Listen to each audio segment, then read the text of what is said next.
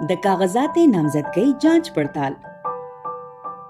ریټرنینګ افسران با په مقرره تاریخ باندې د کاغذاتي نامزدګۍ جانچ پړتال کوي.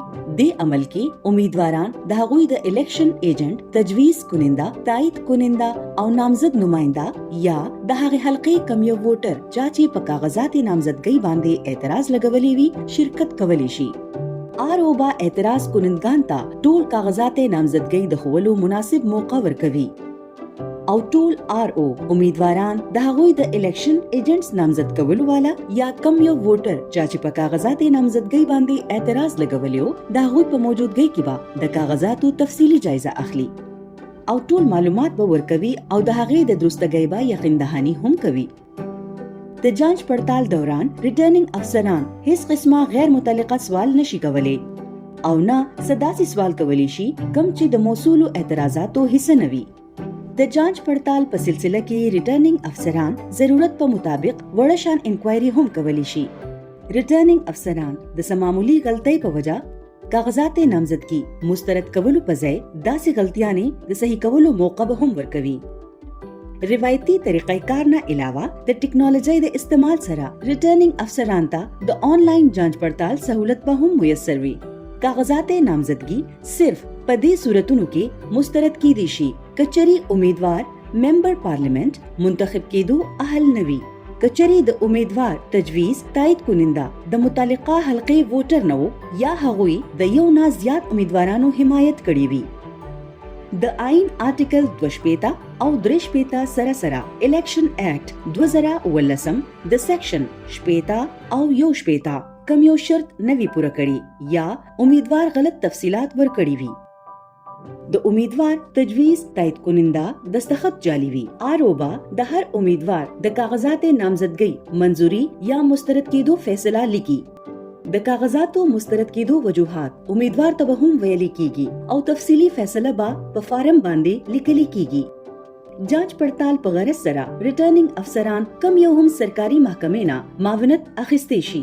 جانچ پړتال د عمل نه پس با ریټرنینګ افسران اهل امیدوارانو فهرست فارم 2 باندې تیار کی او په خپل دفتر کې به پخکار ځکي ولګي. دین پس با آر او فارم 2 بذریعہ متعلقه ډیسټریکټ ریټرنینګ افیسر الیکشن کمیشن اف پاکستان نه علاوه ډیسټریکټ الیکشن کمشنر، ریجنل الیکشن کمشنر او صوبائی الیکشن کمشنر ته ورکوي. د جانچ پړتال فیصلو خلاف اپیل سیکشن 3 او 4 د کاغذاتي نامزدګۍ نه متعلق ریټرنینګ افسران د فیصلو خلاف اپیلیټ ټریبیونل کې اپیل کیدی شي.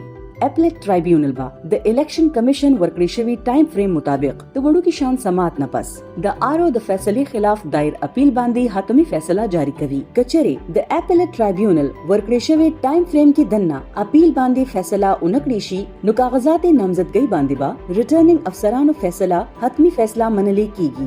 ضرورت پیښېدو باندې ریټرنینګ افسران اپیلیټ ټریبیونل د فیصلې مطابق امیدوارانو د نظرثانی شده فهرست ریوایزډ فارم 2 اجرا کوي. د کاغذاتي نامزدګي واپسی سیکشن 15 اهل نامزد امیدواران الیکشن شیډیول کې ورکړی شوی تاریخ پورې یا د هغې نه وړاندې آر او ریټرنینګ افسر تحریری درخواست ورکولو په ذریعہ کاغذاتي نامزدګي واپس اخیستی شي.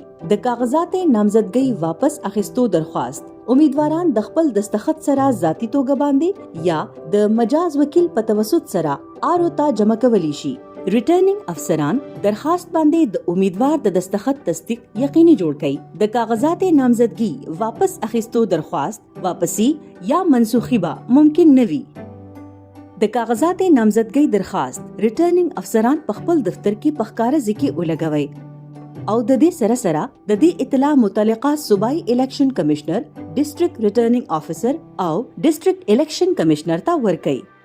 کاغذاتي نامزدګۍ واپس اخیستو د تاریخ نه په بل ورځ ریټرنینګ افسران دي ټولو امیدوارانو ته د هغوی انتخابي نشان الاټ کړي.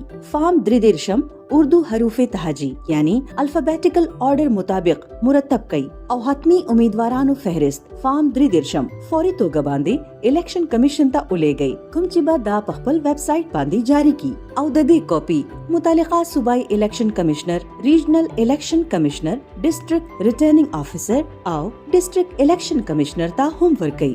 د امیدوار د الیکشن نه ریټایرمنټ سیکشن 2 امیدوار د پولینګ د تاریخ نه 3 ورځې مخکې پورې آر او تا تحریری خواست ورکولو نه پس خپل دستخط شوی نوټس په ذریعہ د الیکشن نه ریټایر کیدی شي. د ریټایرمنټ درخواست امیدواران د خپل دستخط سره ذاتی توګه باندې یا بذریعہ مجاز وکیل جمع کولی شي. ریټرنینګ افسران په درخواست باندې د امیدوارانو دستخط تصدیق یقیني جوړوي. د ریټایرمنټ د درخواست واپسی یا منسوخي ممکن نه ده.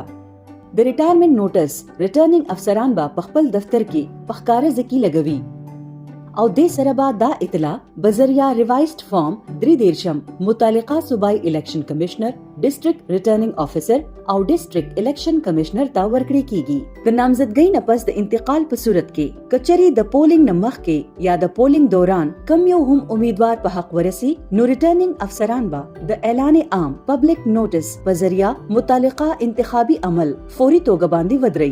دې صورت کې الیکشن ایکټ 2019 مجوزه طریقې کار مطابق نامزدګۍ او د جانچ پړتال ټوله کاروایی دوباره په عمل کې راوستي شي.